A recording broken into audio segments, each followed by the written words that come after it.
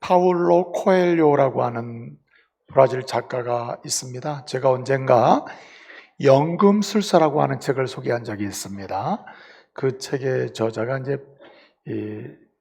코넬료라고 하는 분인데, 파울로 코넬료라고 하는 분인데, 여러분 산티아고 순례길을 다녀오신 분 있습니까? 한번 근처라도 가신 분.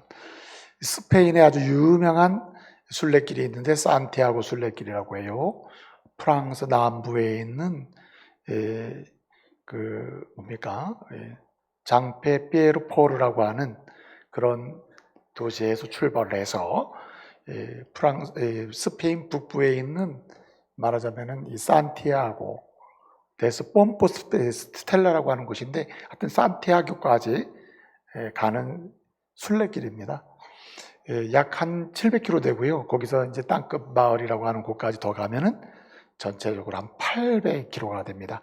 그래서 이 산티아고 순례길을 처음 출발부터 끝까지 도달하려면은 하루에 한 20km씩 걸어가지고 한 달은 가야 됩니다. 한 달 정도 가야 되는 거죠. 이 길이 굉장히 유명해졌습니다. 크리스찬이나 캐톨릭 신자나 이 신자들만 이전에는 갔었는데, 이제는 일반적인 모든 사람들이 관광 또는 자기를 돌아보고 자기의 삶을 조명하고 한번 정리하면서 출발하고자 하는 사람들도 많이 또 간다고 해요. 세계적인 한마디로 명소가 된 거죠. 이렇게 산티아고 순례길이 세계적인 명소가 되게 된 배경에는 바로 파울로 코엘료라고 하는 사람이 있습니다. 이 사람이 어느 날 이제 이 산티아고 순례길을 내가 가야 되겠다 해서 자기의 삶의 자리를 좀 아내랑 얘기해서 정리를 한 다음에 이제 시간을 내서 스페인을 간 거예요. 그리고 장피에르 보르라고 하는 그곳에 출발을 해가지고 산티아고 데 폼포스텔라라고 하는 마지막 지점까지 이제 순례를 한 거예요. 약 한 700km를 한 거죠. 그리고 나서 한 1년 채 안 돼서 그 순례자라고 하는 책을 씁니다. 이 책이 출판되고 이 순례길이 소개되면서 세계 모든 사람들에게 인기 있는 명소가 되게 된 거죠. 이 코엘료가 쓴 이 순례자라고 하는 이 책은 지난번에 제가 소개했던 연금술사라고 하는 책보다 1년 먼저 출판된 책이에요. 이 책을 출판한 다음에 세계적으로 유명한 이제 작가로 이렇게 올라서면서 연금술사를 쓰면서 아주 세계적인 작가가 됐거든요. 근데 이 코엘료가 쓴 이 산티아고 순례길을 갔다 와서 순례자라고 하는 책을 썼는데, 말하자면 필그림이죠. 이 책에 보면 에세이입니다. 에세이. 소설은 아니고 에세이인데 15편의 파편식 에세이가 등장해요.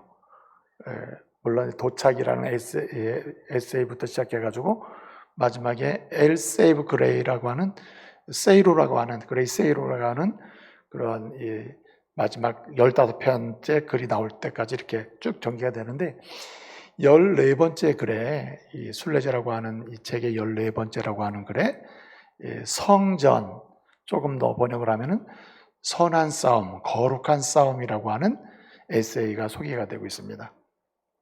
이 성전, 거룩한 싸움, 선한 싸움이라고 하는 요 14번째 순례자에 소개되고 있는 이 에세이에 이런 이야기가 나옵니다. 코엘료가 이런 얘기합니다. 한마디로 이제 그 책을 좀 읽으면 제가 정리를 해보면, 사람은 두 종류가 있다는 거예요. 두 종류가 있는데, 한 종류는 인생을 살면서 꿈을 죽이며 사는 사람이 있다. 꿈을 죽여요. 여러분, 좀 뭔가 설명을 드리면, 하나님께 저와 여러분을 이 땅에 보내시잖아요. 하나님이 이 땅에 저와 여러분을 보내실 때는 이 땅에서 이루면서 감격하고 행복하며 하나님의 이름을 높일 수 있도록 뭘 주십니까? 다 누구에게나 꿈을 준다는 거예요.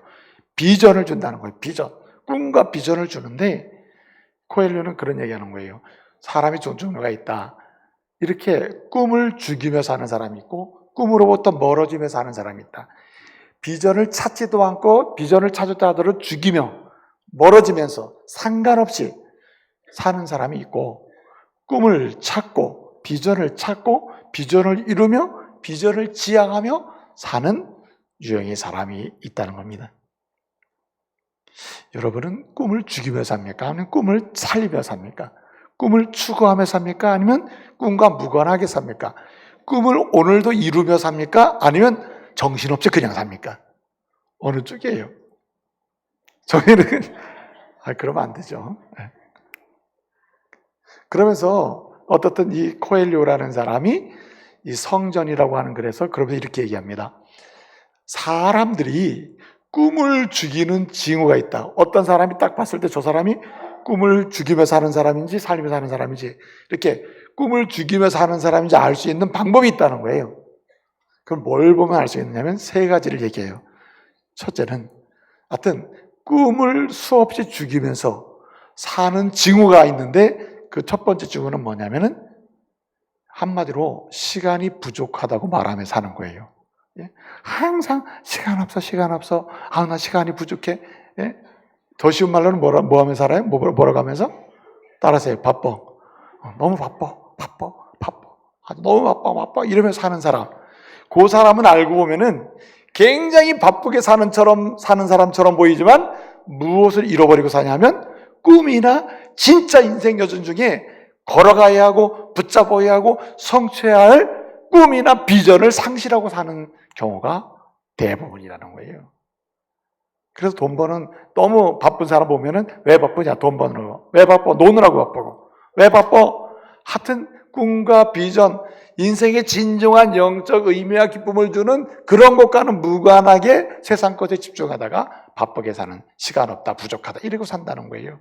그래서 꿈이 없고 꿈을 찾지 않고 꿈을 죽이는 사람들의 징후 첫 번째는 시간이 부족하다, 바쁘다 이러고 사는 사람이에요. 두 번째는 이렇게 얘기합니다. 뭐라고 얘기하냐면은 지나치게 자기 자신을 확실하며 사는 겁니다. 이걸 조금 설명하면 이렇게 설명해요. 뭐라고 설명하냐면은 사람이 안 보여. 남편도 안 보이고 아이들도 안 보여. 자녀가 있으면 있지만 자녀가 우선적으로 보이지 않고 남편도 안 보이고 아내도 잘 안 보여. 함께하는 사람들이 잘 안 보여. 누구만 보여요? 자기만 보이는 겁니다. 자기만. 그래서 어쩌다가 사람이 내 눈에 들어와서 저 사람이 이렇게 눈에 보이기 시작할 때는 뭐 때문에 보이냐면 자기의 필요 때문에 보여요. 필요 때문에. 여러분 세상에서 제일 얄미운 사람이 어떤 사람인지 아세요? 필요할 때만 찾는 사람. 필요할 때만 전화하고 필요할 때만 부르고 필요할 때만 꼭 와야 한다라고. 근데 어떻든 이런 경우 예를 들어서 자기에 대한 지나친 확신, 사람이 안 보이고 이웃이 안 보이고 그리고 가족이 안 보여. 자기만 알아. 그래서 어떻게 하냐면은 자기만이 지나치게 확신하는 겁니다. 내가 생각하고 내가 원하고 내가 판단하는 게 다 옳게 보이는 겁니다. 사람의 이야기가 사람이 안 보이니까 사람의 이야기를 듣지도 않을 뿐더러 듣지 않으려고 하는 거죠. 경청하려고 하지 않는 겁니다. 이런 사람은 알고 보면은 뭘 죽이고 있어요? 꿈을 죽이고 비전을 죽이며 사는 겁니다. 비전과 무관하게 사는 거예요. 또 한 가지 얘기합니다. 그것이 뭐냐면 이렇게 얘기합니다. 한마디로 얘기하면은 예를 들어 이렇게 설명해요. 예를 들었습니다. 여러분 주일날 오후에 예배드리고 집에 가죠. 집에 들어가면은 오후를 어떻게 지냅니까? 오후를 청소년들 용어로 멍 때리며 지내는 경우 많죠. 아무 생각 없이 아무 계획 없이 그냥 뭐라고 하냐면 쉬어 그러면서 이때가 제일 좋다 하고 사는 사람이 있죠.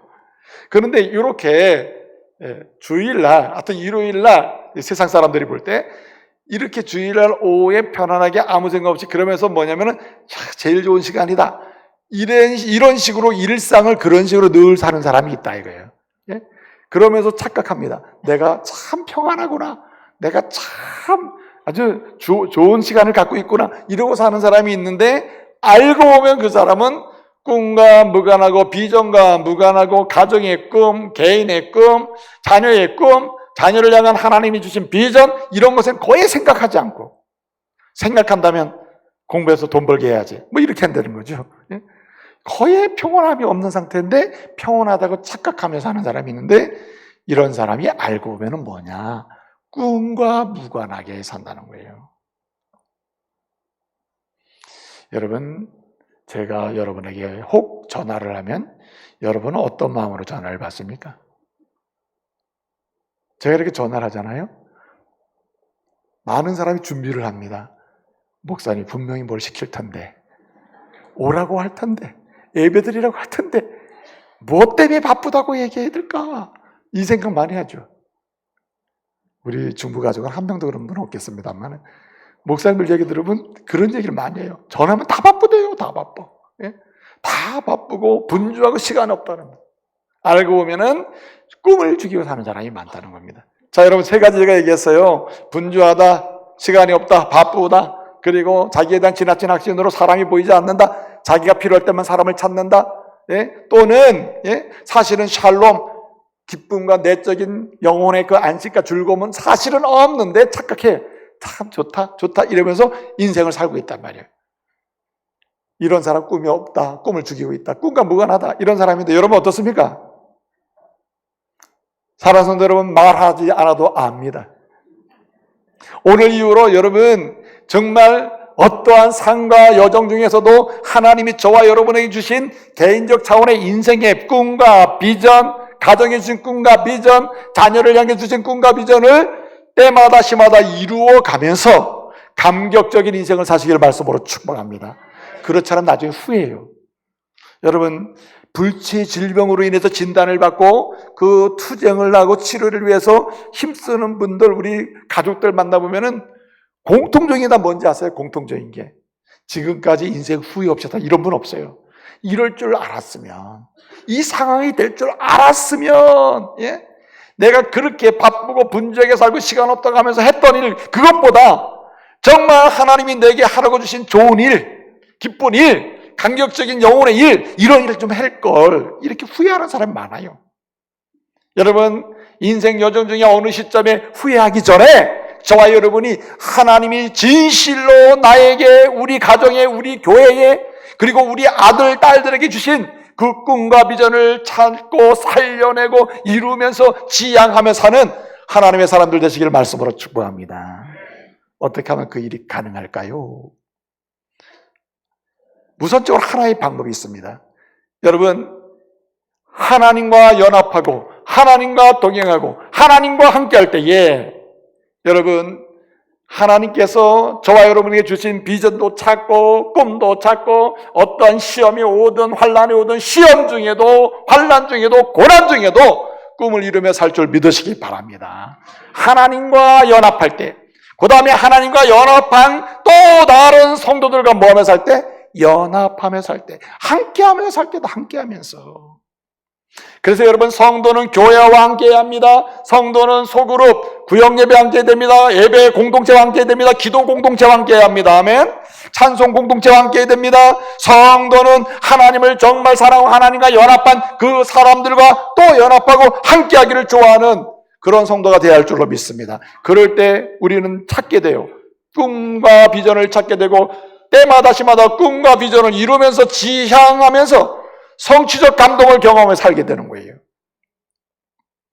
여러분, 오늘 우리는 포로에서 돌아온 이스라엘 유다 사람들이 지금 느헤미야와 함께 예루살렘 성을 쌓는 장면, 그리고 성을 건축하지 못하도록 해방하는 사마리아 감독 산발렛이나 그 직속부와 도비아의 시험에 대한 이야기를 지난주에 살폈습니다. 그래서 시험을 극복하는 길이 뭐냐를 우리가 살펴봤어요. 근데 오늘은요, 또 다른 시험이 오고 시험이 계속될지라도 그 시험 중에도 꿈을 이루는 길이 뭔지를 오늘 우리는 살피고 있는 겁니다. 그 최종적 처음이자 마지막 방법이 뭐냐면 연합하는 거다. 연합하는 거. 여러분, 사마리아 총독 산발랏이 유다의 총독이요 또 지도자로 온 느헤미야가 이제 이스라엘 사람들과 성벽을 건축해 나갈 때 산발랏이 시험하잖아요. 해방하잖아요. 건축하지 못하도록. 그리고 한 명이 더해지죠. 그의 직속부와 도비아가 함께하죠. 그런데 여러분 어떻게 됐습니까? 이스라엘 사람들은 여러분 산발랏의 시험, 도비아의 시험, 그리고 도전, 고난, 고통, 공격에 대해서 이겨내고 뭘 했습니까? 지난주 6절에 보게 되니까 뭘 했어요? 성벽을 다 성을 연결하고 끊어진 부분이 없이 다 성을 연결하고 성을 어느 정도까지 쌓다 그랬어요? 중간 높이까지 쌓다. 6절에 보면 절반 높이까지 성벽을 쌓다고 했죠. 그러니까 산발락 도비아의 시험과 고난 중에서도 이들은 이겼단 말이에요. 이기고 성을 쌓았다는 말이에요. 어떻게 이겼을까요? 답이 뭡니까? 이들이 어떻게 성벽을 쌓는 꿈, 공동체의 꿈, 개인적 꿈을 찾고 이루어갈 수 있었습니까? 연합했기 때문이에요. 유다 사람들이 산발락 그 다음에 도비아의 공격, 고난, 시험 앞에서도 이겨서 성을 쌓을 수 있었던 이유는 그들이 뭐 했기 때문에? 연합했기 때문이에요. 근데 여러분, 오늘은 여러분 한 번 시험을 했는데 저들이 이스라엘 사람들이 이게 성을 건축했단 말이에요. 절반까지 쌓았어요. 연결을 했어요. 이랬을 때 사단마귀 대적들은 어떻게 합니까? 더 많은 세력이 모여서 연합한 이스라엘 사람보다 더 강력하게 연합을 해가지고 공격을 해오는 거예요. 오늘 7절 말씀에 보니까 지난번 1차 시험과 1차 공격 때는 산발락과 도비아라는 사람이 이렇게 나왔습니다. 이름이 나왔죠. 오늘 7절은 어떻게 됩니까? 7절 이렇게 얘기합니다. 이스라엘 사람들이 성벽을 중수하고 이렇게 허물어진 틈을 메꾸어 간다는 소식을 듣고 누가 지금 분노하고 공격합니까? 7절을 보니까 산발락과 도비아 두 사람은 지난번에 1차 공격도 나왔던 사람이고 더해진 사람들이 있습니다. 아라비아 사람들, 암몬 사람들, 아수도 사람들이 어떻게 해요? 함께 연합해가지고 지금 분노하고 공격하고 있다.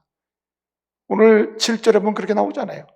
1차 공격 때는 산발락과 도비아가 연합을 해가지고 했습니다. 그런데 졌어요. 그랬더니 어떻게 합니까? 이스라엘 사람들보다 더 강력하게 많은 사람들이 등장을 해가지고 연합해가지고 막 밀려오는 거예요. 여러분 오늘 7절 말씀에 보게 되면은 산발락과 도비아는 사마리아 사람이에요. 북쪽 예루살렘 북쪽의 사람들이에요. 유다 땅 북쪽의 사람이고 아라비아는 유다 땅 남쪽의 사람들이에요. 암몬 사람은 유다 땅 동쪽에 있는 사람들이고 아스돗이라는 말은 블레셋 들어봤죠? 블레셋을 아수르라고 하는 나라가 정복한 다음에 블레셋 지역을 이름을 새로 붙여놨는데 나는 강원도 경상도처럼 도 이름을 붙였는데 그 도 이름이 뭐냐니까 아스돗입니다. 아스돗. 블레셋 땅을 아수르라는 나라가 뭐라고 붙였냐면 아스돗 이렇게 이름을 붙여놨어요. 그래서 오늘 여기 보니까 서쪽은 아소 사람들이, 동쪽은 암몬 사람들이, 남쪽은 아라비아 사람들이, 북쪽은 사마리아 사람들이, 동서남북 사방의 대적들이 이렇게 연합을 해가지고 오늘 성벽을 건축하지 못하도록 공격을 해오고 있다는 말이에요. 여러분 뭘 알았기 때문에? 꿈을 찾고 꿈을 이루는 길은 뭐 할 때? 연합할 때 된다. 연합. 사람이 태어날 때는 누구랑 같이 세상에 태어나죠? 혼자 태어나죠. 아무리 쌍둥이라도 순서가 있어요. 순서가. 예? 동시에 같이 태어난 경우는 없습니다. 항상 순서가 있는 법이에요. 누구든지 한 명이 먼저 태어납니다. 그런데 태어나면서부터 사람은 어떻게 존재합니까? 어떻게 성장합니까? 어떻게 먹고 마시며 성장해요? 성장하는 가운데 어떻게 꿈을 찾습니까? 어떻게 비전을 찾고 비전을 이루고 비전을 이루는 사람이 됩니까? 뭐 하면서? 함께 하면서. 부모와 함께하고 가족과 함께하고 가정 공동체와 함께하고 더 나가면 교회 공동체와 함께하고 그리고 함께하는 공동체를 통해서 연합을 통해서 그들은 꿈을 찾고 꿈을 이루어가는 거죠. 여러분 결론적인 이야기입니다만은 1차 시험을 하면서 1차 공격을 하면서 대적들이 유다 사람들이 너무 강력하게 연합을 했을 때 지게 됐죠. 성벽은 반쯤 쌓아졌다 이 말이에요. 두 번째 공격을 할 때 어떻게 해? 더 강력한 연합체를 만들어가지고 밀고 오는 겁니다. 이런 상황에서 이스라엘 사람들이 개별적 꿈이든 공동체 꿈이든 하나님이 주신 성벽을 건축하는 그 꿈을 이루고 꿈을 잃어버리지 아니하고 꿈을 죽이지 않고 꿈을 성취하면서 나갈 수 있는 길이 무엇입니까? 더 강력하게 뭐 하는 거? 연합하는 것입니다. 자, 요즘에요 함께 하는 게 잘 안 돼요. 잘 안 됩니다. 제가 강원도 기독교연합회 뭐죠?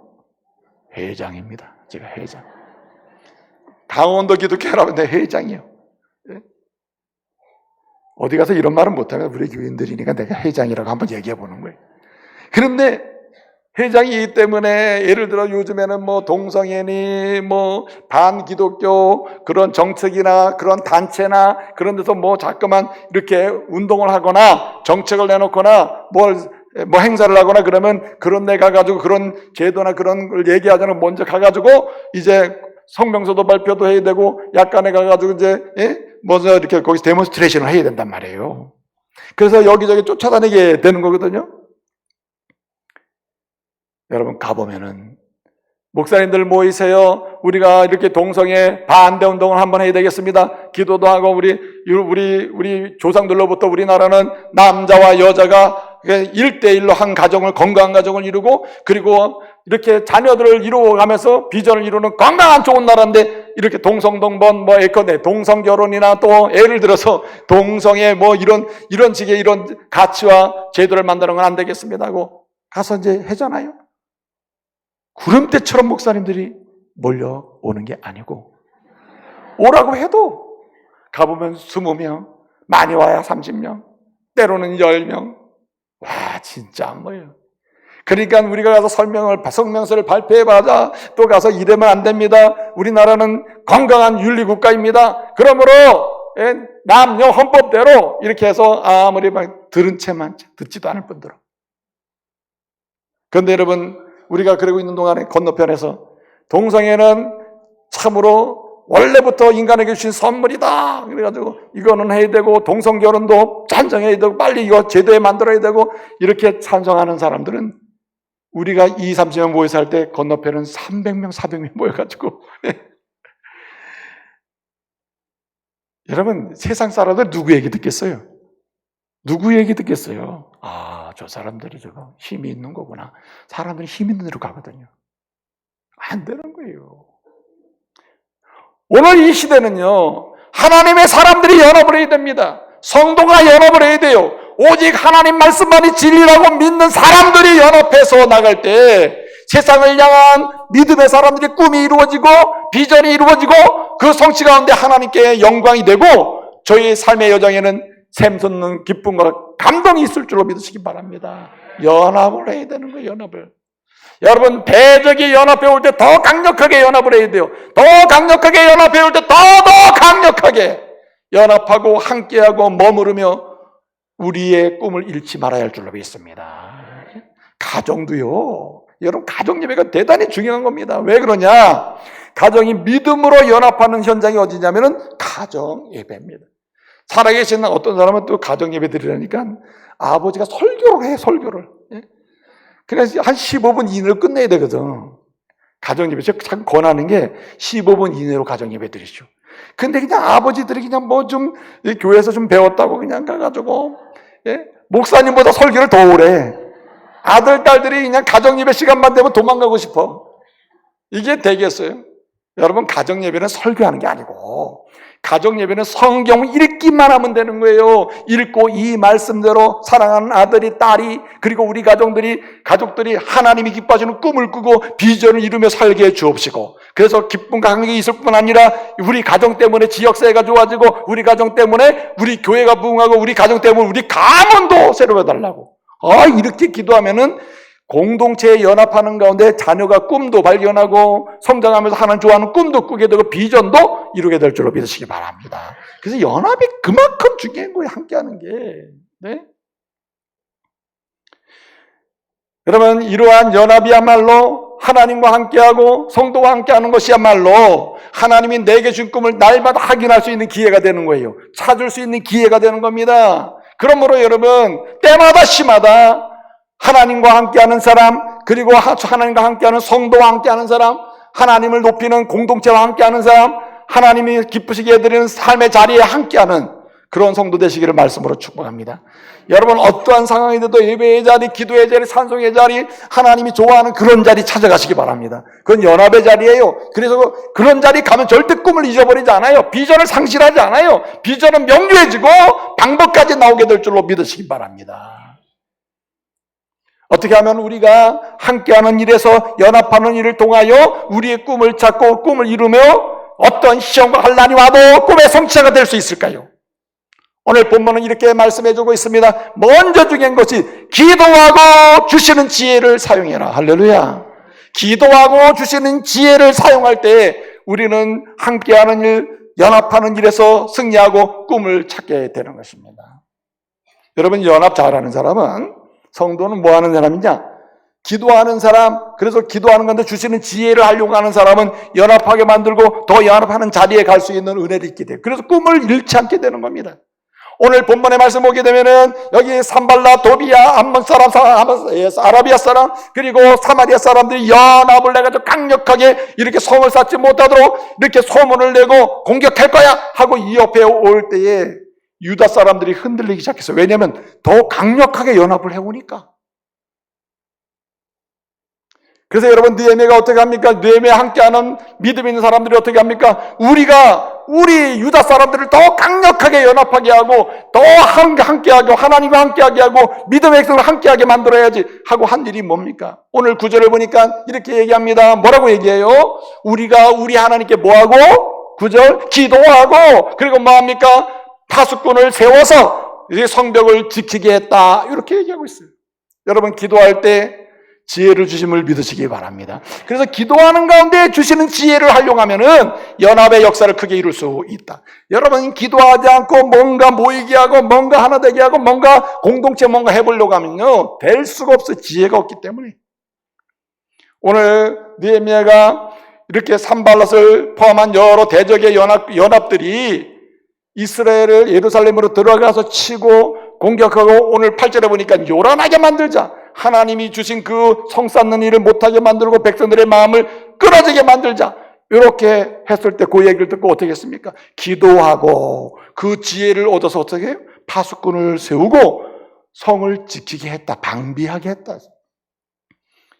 여러분, 아무리 파수꾼을 많이 뽑았다 하더라도 지킬 곳을 지켜야지, 지키지 않아도 될 곳을 갖다 파수꾼을 세워놓으면 있으나마나한 거죠.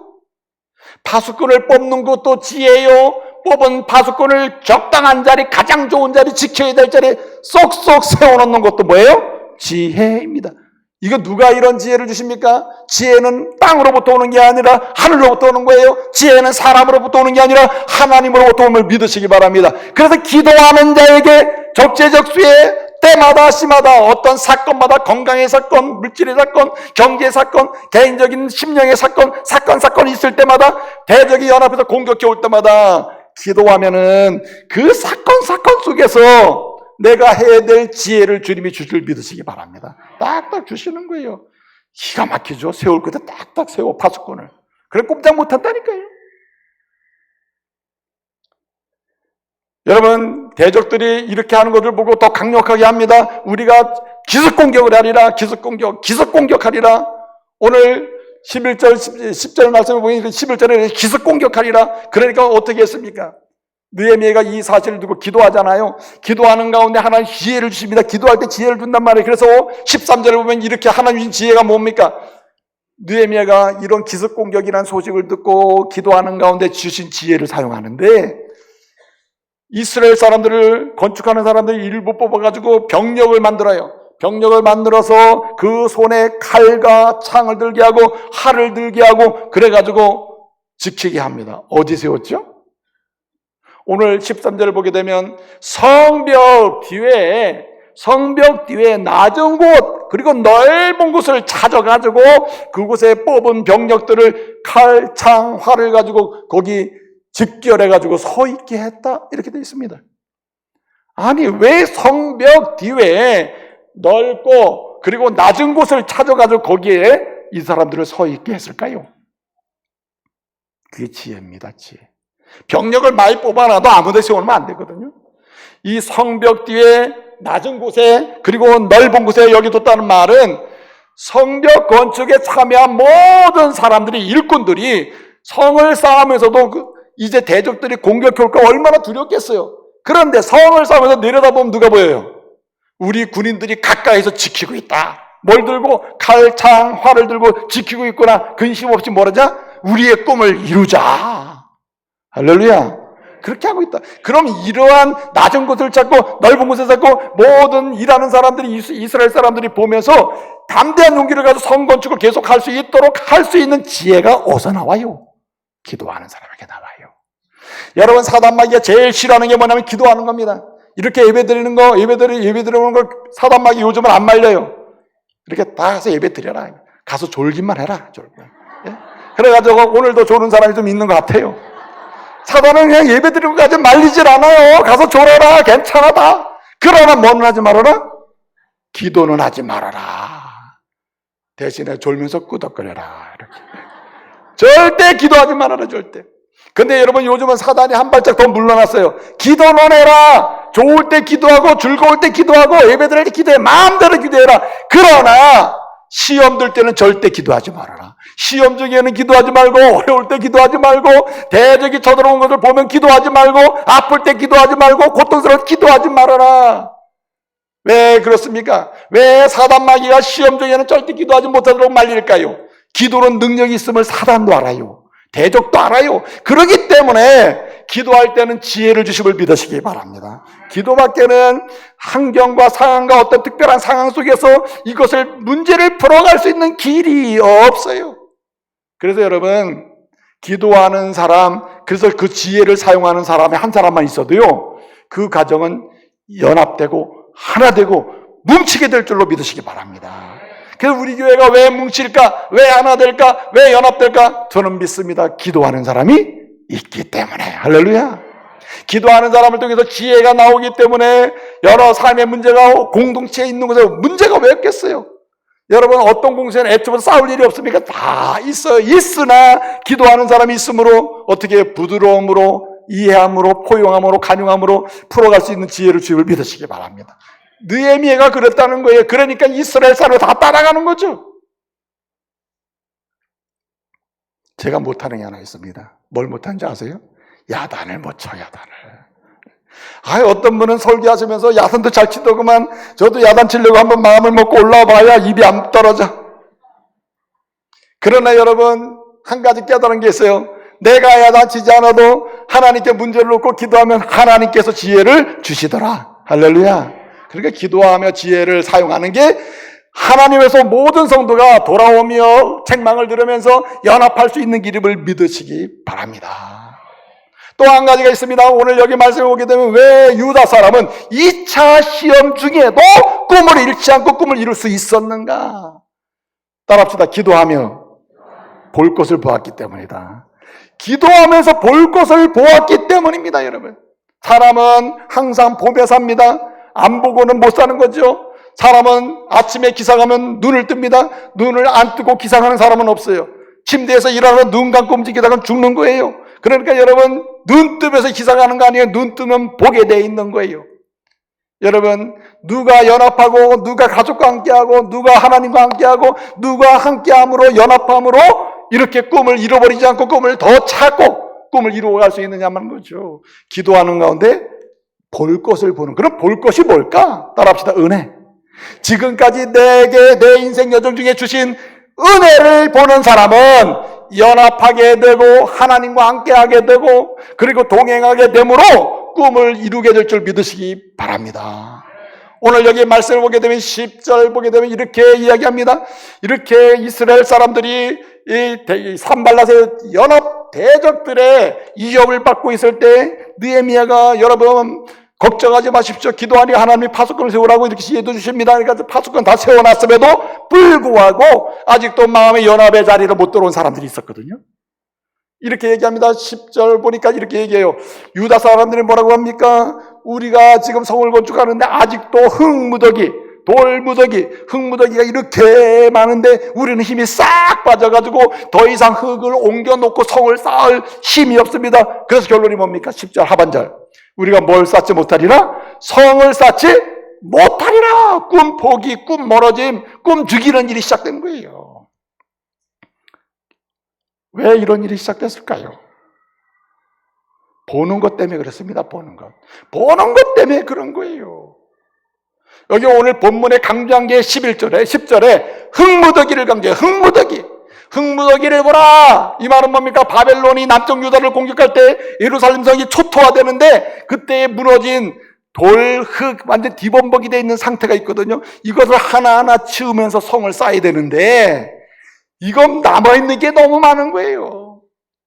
여러분, 산발랏이 1차 이스라엘 사람들을 공격하고 시험할 때 말이에요. 뭐라고 시험했는지 아세요? 1장 2절을, 4장 2절을 보면 이렇게 써합니다. 너희 미약한 유다 사람들아, 너희가 무슨 일을 할 수 있겠느냐? 견고한 성을 살 수 있겠느냐? 하루에 성을 살 수 있겠느냐? 마지막에 한 게 뭡니까? 또 제사를 드릴 수 있게 제사 드리면 하나님 도와주겠느냐? 막 조롱을 하죠?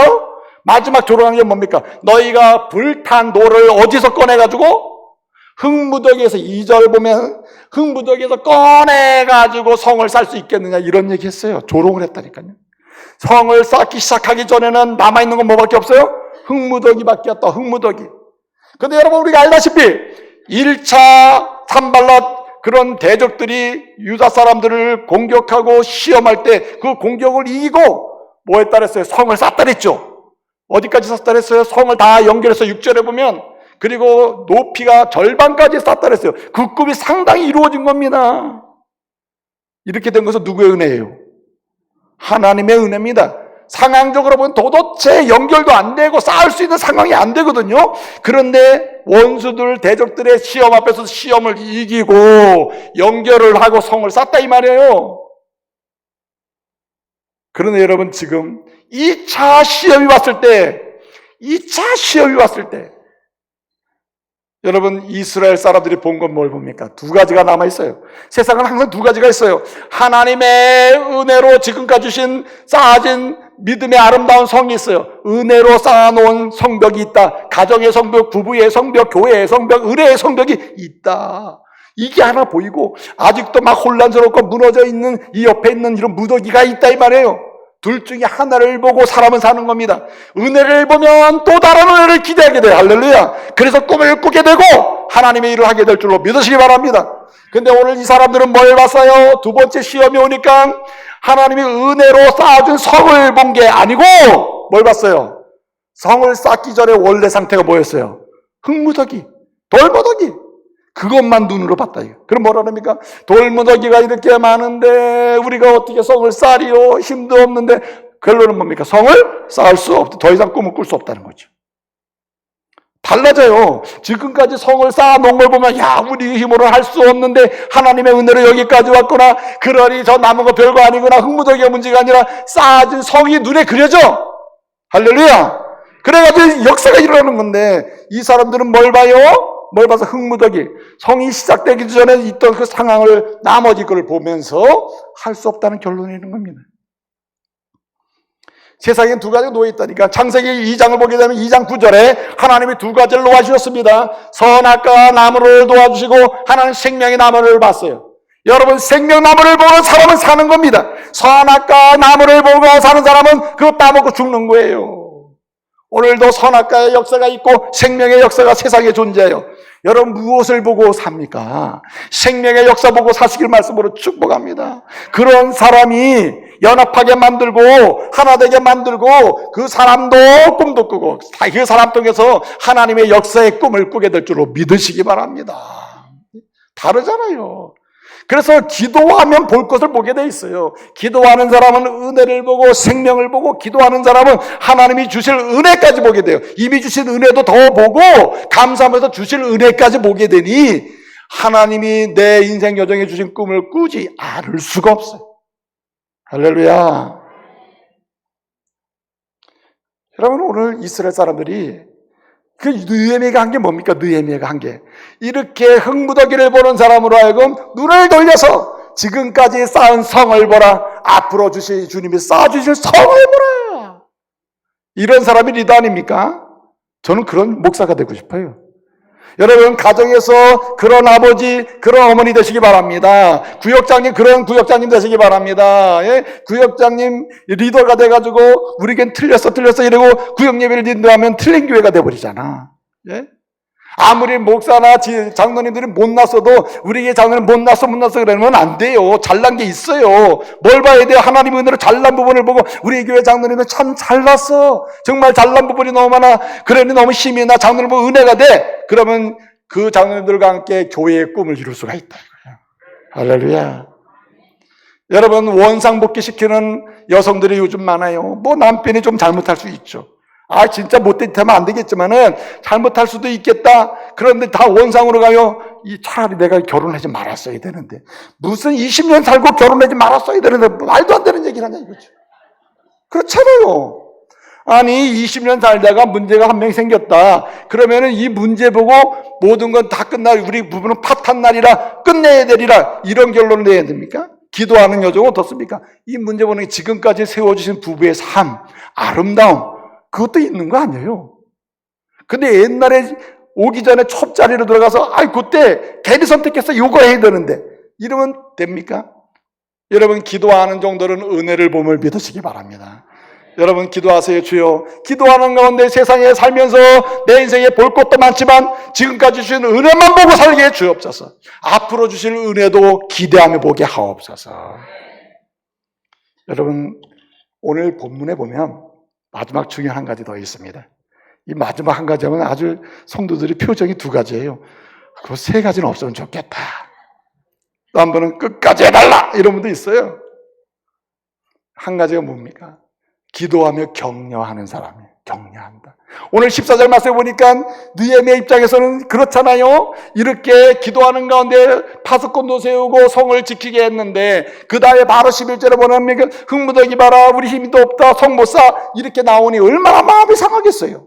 그리고 또 거기다가 힘내서 걱정하지 마시오, 넓은 곳, 그러니까 넓은 곳 낮은 곳에 만들어가지고 거기 군사들을 다 모아가지고 칼, 창, 활을 들게 해가지고 용기를 갖고 성을 쌓게 했는데, 그럼에도 뭐라고 그래요? 그럼에도 우리 만들 것 같아. 그래서 여러분, 지방에서 남편이나 아들을 먼 성을 쌓으라고 보내놓고는 지방에 있는 부인들이나 형제들이 찾아왔어요. 성탄대 와서 10번이나 왔다. 10번이나. 이 말은 뭐냐면 관용적인 언어입니다. 수없이 왔다는 거예요. 수없이 와가지고 느헤미야 선생님, 느헤미야 총독님, 우리 남편 보내주세요, 우리 아들 보내주세요. 성 쌓는데 있어서는 안 돼요. 우리 집이 지금 힘들어요. 전부 다 아들 남편 데리러 왔다는 거예요. 자, 이런 상황에서 성 쌓기는 기분이 나요? 내 집에 가야 되나 보다, 이런 마음 들 거 아니에요. 그런데 중요한 게 뭡니까? 느헤미야는 이런 상황 보고 나 같으면 가만두지 않았을 거예요. 지금 뭐 하는 거냐고 막 화를 내고 분노를 했을 겁니다. 그런데 여러분, 어떡합니까? 느헤미야는 그러지 않았다. 기도하는 가운데 분노하지 않고, 기도하는 가운데 화내지 않고, 기도하는 가운데 뭐 했어요? 오히려 격려했다.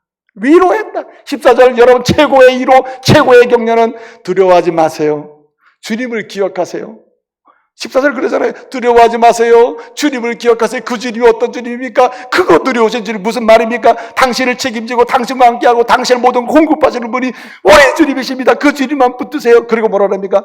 당신의 형제와 당신의 집과 당신의 아내와 당신의 집을 위하여, 자녀를 위하여 뭐하라? 싸우세요. 여기 싸우라고 하는 말은 성 건축을 계속하라는 말. 이 말은 뭐냐면, 성을 건축하는 이 꿈은 우리의 꿈만이 아니라 당신 자녀의 미래의 꿈이고, 집에 있는 아내의 꿈이고, 당신 집의 꿈이고, 우리 모두의 꿈이다. 이거는 어떤 사람의, 특정한 사람의 꿈이 아니다.